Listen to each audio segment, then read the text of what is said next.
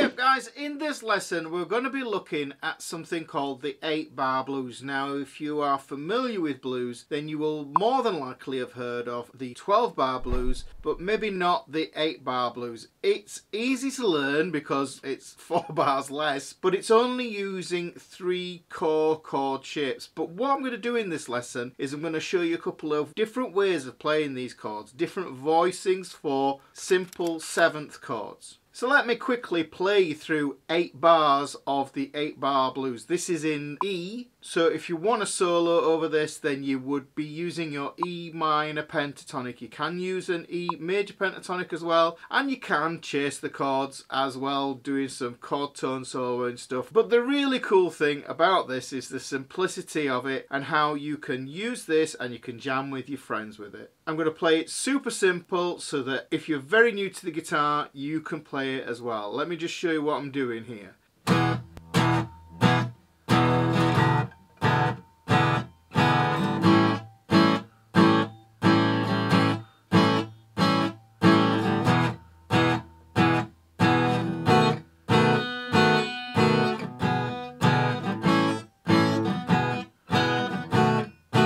And that is the full 8 bars. Now I kept that very simple, just using downstrokes on each beat, and we'll look at that first bar that we had there. We have an E chord. We play the E with our standard cowboy chord grip like this. We strum that 4 times. Now the thing about this E to an E7, we can look at a couple of ways of doing this. We can take fingers off or we can put fingers on. And the easiest thing is to actually take fingers off. So what we're going to do is we're going to take that 3rd finger off there. Now we want to make sure that this D string rings clear and true, so just give the chord a strum so you can hear it. There. You can hear the effect that 7th has there, that flat 7, minor 7, introducing that into that major chord makes it sound really bluesy. So that is the E7. We could play it like that, or the way of adding fingers is we can put the pinky on the 3rd fret of the B string here and we could play it like this. That puts the note in a higher voicing. Or we can be even super cleverer and we can take the 3rd finger off and just have 2 7ths in there and make it super duper bluesy. The thing that becomes a challenge is shifting between the chords, and what I'm going to do is I'm going to show you this thing from a method that I have that I call Clockwork chords. If we take that E7 there, what we're going to do is we're going to move to an A7 chord. Let me just play an A chord. I play an A chord like this because it's much easier to get a good sound out of it if you're a beginner. So we take this 1st finger off here and that gives us the A7. When we move from the E7 to the A7, we're going to use that as a pivot finger. We're just going to keep that 1st finger on, lift the 2nd finger off, and we're going to put fingers 2 and 3 on at the same time. Now these fingers landing on their own, these are what I call scout fingers, and when a scout finger lands it releases an anchor, and this is what this pivot is. It's a pivoting anchor finger. It keeps our fingers on the frets so that we don't lose our spot. So we're going to go E7, pivot, scout with the 2 fingers and lift the 1st finger off, and what we do is we hand over one chord to the next. And if you practice that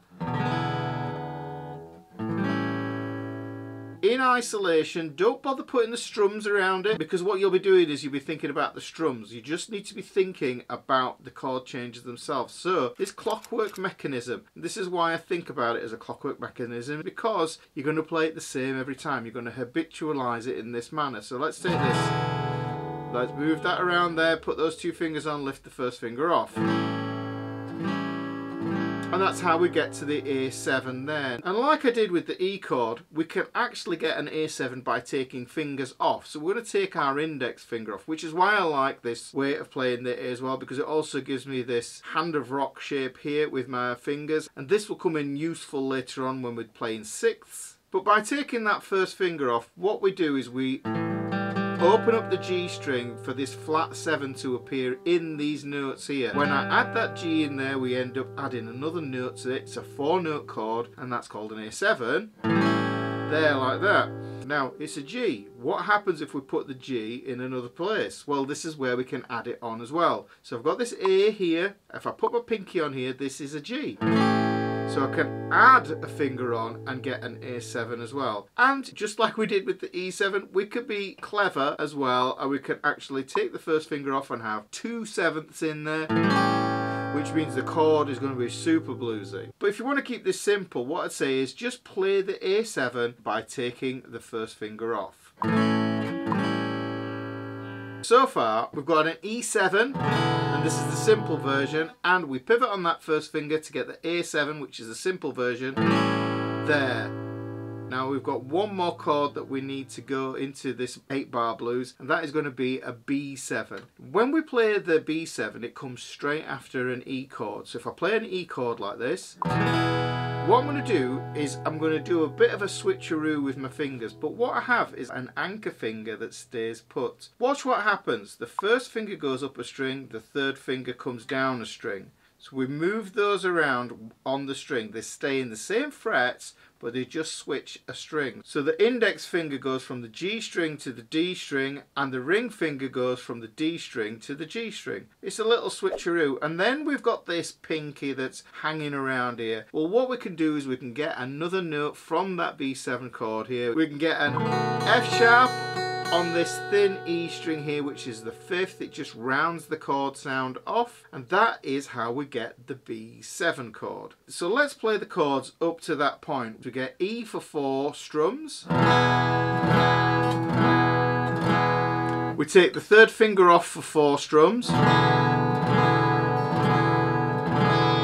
We pivot on the index finger to put the A7 chord on, that's only 2 fingers, and when that A7 shape lands, the first finger comes off, and we get this Hand of Rock Spider-Man thing going on. Now it's 2 bars of this, so we strum it 8 times. Now what we need is the scout finger for this E chord again, so we find that note for the E chord, and then as soon as that first finger lands, you take the rest of the A7 chord off, and then you play your E chord.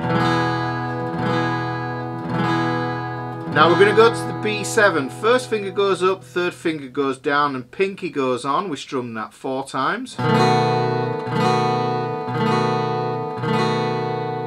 And this takes us to the last 2 bars, which is called the turnaround. And this gives you a feeling that the chord progression is coming to an end. And actually it's going to take you from the end and give you a feeling that you want to go back to the beginning, which is exactly what it does. The 8-bar blues, it goes for 8 bars, then it goes back to the beginning. You can play this as many times as you want, and it will not be wrong. Let's look at the turnaround here. We can put some fancy stuff in the turnaround, but you have to know where the turnaround lives. And the turnaround lives in the last 2 bars of this 8-bar blues. So what happens is we get an E7. We've got 2 strums on this. Then what we're going to do is we pivot on that first finger again, get the A7 hanging over where it lives, and then as soon as those 2 fingers land, the first finger comes off. 2 strums on the A7.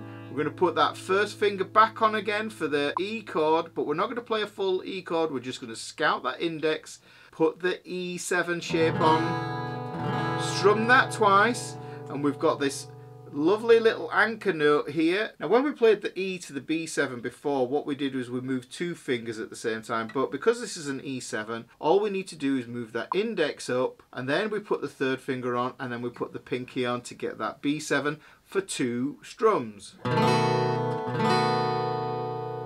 And then you can see at the end of the music we get these double dots. And when you see those double dots, what it means is you go back to the beginning of the 8-bar chord progression. So let me play through that slowly for you, including the turnaround, and I'll talk you through the chords as I play them. 1, 2, 3, 4, E, 2, 3, 4.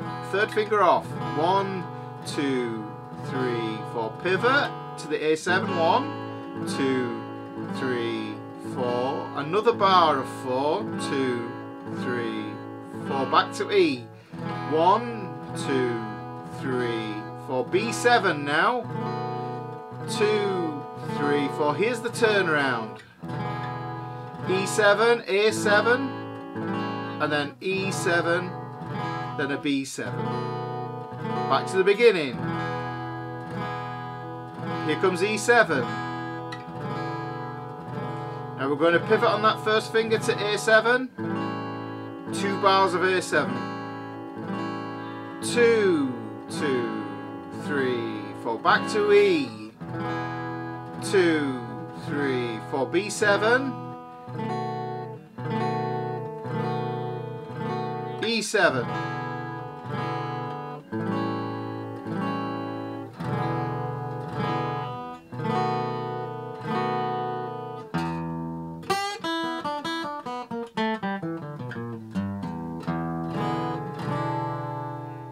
Part of learning guitar is learning things like the 8-bar blues, the 12-bar blues and other forms of blues and standard things that are going to help you to build a repertoire of music that you can play. And if you want to build your repertoire, then you might enjoy learning this blues here. Hey up guys, Ricky here with a quick message. If you didn't know, I have written a book. There's links for how to get to that in the video description below, and I'll put a little card up here so that you can click on that if you want to support my work here on the channel.